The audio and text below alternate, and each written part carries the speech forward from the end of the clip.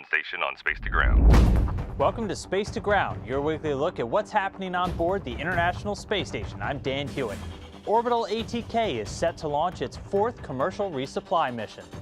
For the first time in its history, the unmanned Cygnus spacecraft will ride into orbit atop an Atlas V rocket, courtesy of United Launch Alliance, and launch from Cape Canaveral in Florida.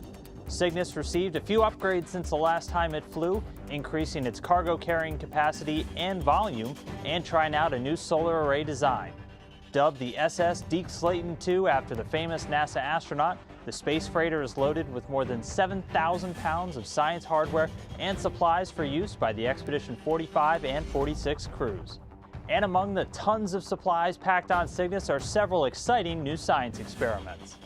The packed bed reactor experiment will be studying the behavior of gases and liquids when they flow together, something that could help improve the design of future water recovery systems, fuel cells, and more. A new burning and suppression of solids payload is on the flight and will explore flame-resistant materials for use in space and here on Earth.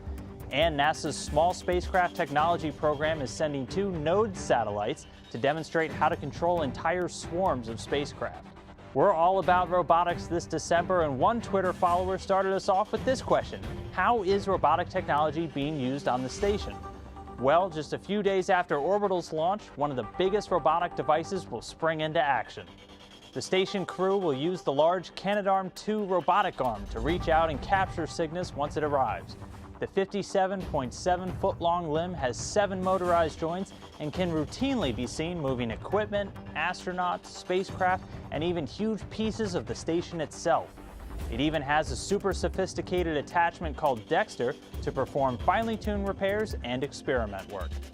Keep sending your robotics questions all month using the hashtag #SpaceToGround. We'll see you next week.